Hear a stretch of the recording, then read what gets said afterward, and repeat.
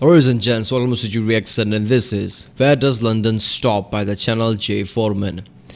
Yeah, this is Jay Foreman channel. This is really funny British channel which tackles also British topic about Queen, England and London. It's fun to react to this because it's really informative. So where does London stop? I think I've seen the Boroughs episode of this channel. In that he says how they shorten it down, the boroughs, and shorten the London down in the end. So I think where does London stops?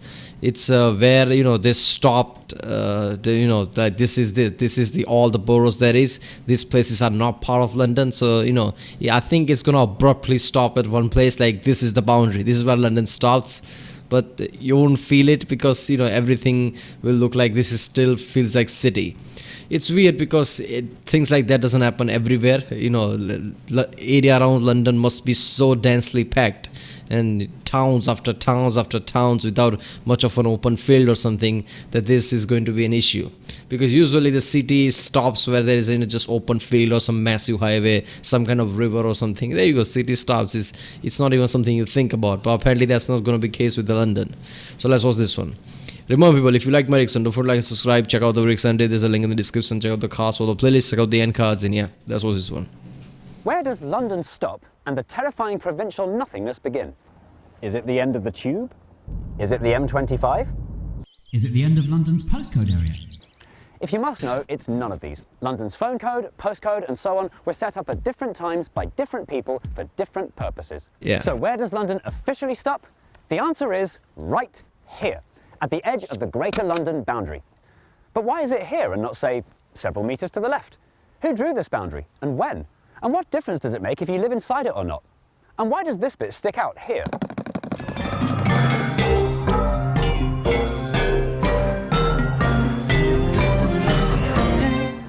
Greater London has been this shape and this size since 1965. But to understand why, you need to look at what London was like in 1964.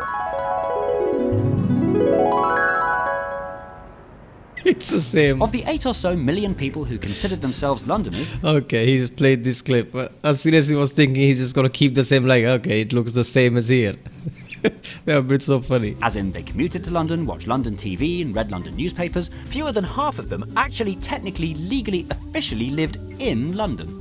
The County of London, as it was then known, was drawn up way back in 1889 in the shape of a rhinoceros to reflect how big London had grown at that time. But it had long since burst its borders, making the rhinoceros out of date. This meant that suburbanites were using London's resources I'm surprised YouTube let them do that blood animation there. It's really tricky. without paying any taxes to the London County Council, whose job was to run the whole metropolis. And that wasn't fair. So a new border was needed that would subsume all of these new suburbs. The man asked nicely to draw the new border was Sir Edwin Herbert. Hello, I'm Sir Edwin Herbert. Could you draw a new border for London, please? Yes.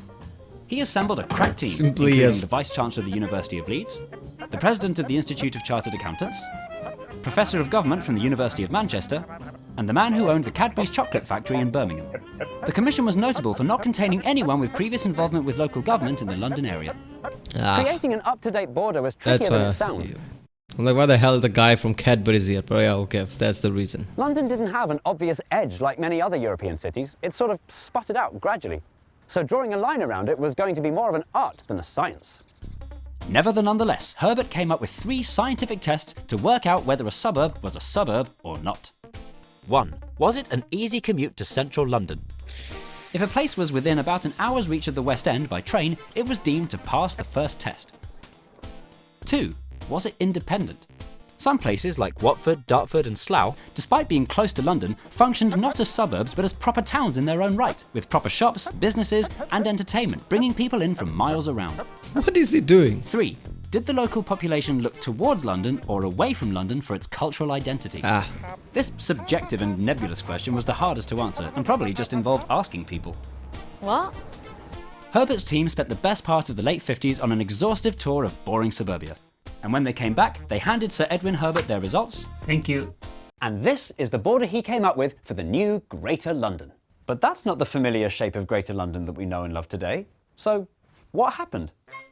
In posh places like Epsom, despite being the epitome of London suburbia, the locals were worried that if they joined the new Greater London, they'd have to pay more tax. So they kicked up a stink, pledging allegiance to Surrey. The same thing was happening at the other end, in posh Chigwell in Essex and posh Knockholt in Kent. The wealthy stink-up kickers, as usual, got what they wanted. So the border had to be redrawn. Yeah, that does make sense. I mean, that's the usual case with, this is going to be transferred into taxes, because I think that's, when people get rich enough, they really don't care if they're living in London or whatever. You could call any place you want. They only care about the taxes and money they would have to pay. So they're like, screw that, I'm not part of Greater London. So they just clocked out. Yeah, he said this is about art and not that, but this is very scientific, the way he thought. Is, how much time does it take for a commute? Do people look to the London for their cultural things? This is very scientific in a way. In a totally illogical way that arbitrarily split the suburbs in two. The only place that didn't seem to mind being in Greater London was Chessington World of Adventures. This is, people who are living here, no less living here, they might see this whole square area as their neighborhood or area. So it must be really weird. Oh, we don't live in London, but we do everything going inside the London. Because, my school's here, I go to hospital somewhere here, my friend lives somewhere here. So, it would be really weird for people who lives here and things like that. They would constantly go to London but not being part of London.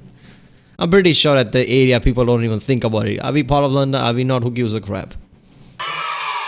And that's how they settled on this final and now familiar shape. The London County Council would be abolished and replaced by the Greater London Council. Whoa! Shape. The London County Council would be abolished and replaced. Yeah, okay, that's just that's just computer graphics. That was good. By the Greater London Council. London was also divided into 32 new boroughs, but that's a story for another time. On the 1st of April 1965, 4.5 million people woke up as Londoners for the first time, and this caused some confusion. Take, for example, Romford. If you were a Romford resident, your council changed, but your address didn't. It still said Essex on your envelopes. So, were you still in Essex or not? Technically, the home counties around the outside of London all got smaller in 1965. Surrey lost a massive chunk, which bizarrely included Surrey County Hall in Kingston, which even more bizarrely continues to run Surrey to this day, despite not being in it. Alright, that's just confusing. Pay your council tax. Why don't you come over here and make me? But one county had the worst luck of them all. Poor old Middlesex, already lumbered with a funny name, was gobbled up almost entirely by Greater London, and the remaining bits were ceded to neighbouring Surrey and Hertfordshire. As a result, since 90% of it got consumed by London, and remaining places, everybody like, what you gonna do with that? I'll just take that. 1965, Middlesex is no longer a thing, and the name lives on only on envelopes and in cricket. This is what gives Romford residents an identity crisis. Ceremonially, historically, in their accents and perhaps in their souls, they're Essex boys and girls. But legally, politically, officially, they're Londoners, whether they like it or not. So why does this matter?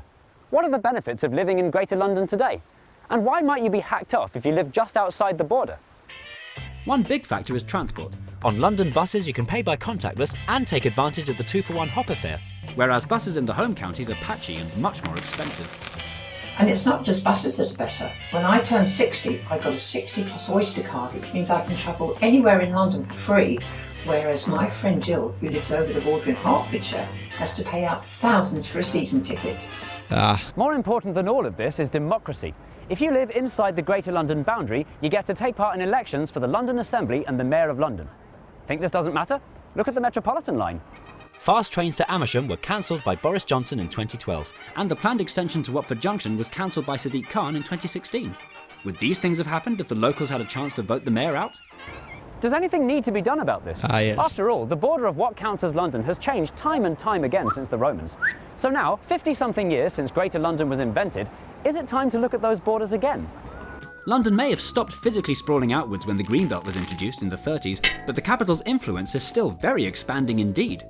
People are now commuting into London from further than ever before. Yeah, alright. This is an issue, I think, specifically for England, especially around the places like London, because it's so densely packed for such a long places. You will always have this question, why is this place not in London? Why is this place in London? If you're going to include everything, London's going to be half of the England and things like that. Look, my mind always goes to the simplistic, answers. Here's the thing, like he said, whoever's outside of London cannot vote for the mayor, but those same mayor could influence their lives too with the metros and things like that, he said. So here's what I'm thinking. If the London line, whatever it is, and outside of it is still same type of densely packed, areas, towns and things, I think all of that should be included into the London regardless of the issues. You could figure out issues later, but all of that should considered in London regardless of it makes a big town. Because look at the Tokyo, how gigantic that is. I mean, we saw the real life lore video. If you haven't seen it, check it out. In that, you compare the London with Tokyo, and Tokyo is what, 3 times or something larger. So you could make London that larger too, if it needs to be that. If there are areas outside of London that are just as densely packed but not part of London, but I guess screwed over because of the sudden decision mayor makes, they should be included in that. That's what I think. As they seek cheaper housing. Shouldn't these people have a say in how the city they depend on is run? And then there's the 6 airports, only 2 of which are in Greater London. Is it about time that changed? In the end, it's not really important. In a world where borders are worryingly starting to matter more than ever before, this one that we've been discussing is thankfully quite a benign one.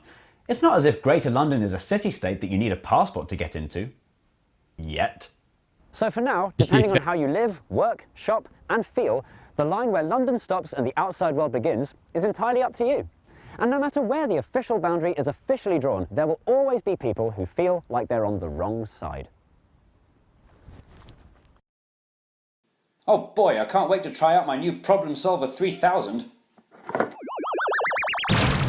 Hello, I'm the Problem Solver 3000. Have you got problems? Yes, several. What are your problems? I'm dehydrated. Drink more water. I've got really skinny arms. Go to the gym. I miss my mum. Call your mum. I'm not as good as I'd like to be at editing software like Adobe Premiere Pro. Sign up for a monthly subscription to Skillshare. Skillshare is an online learning platform. That was great. Yeah, people, go to Skillshare.com, support this channel.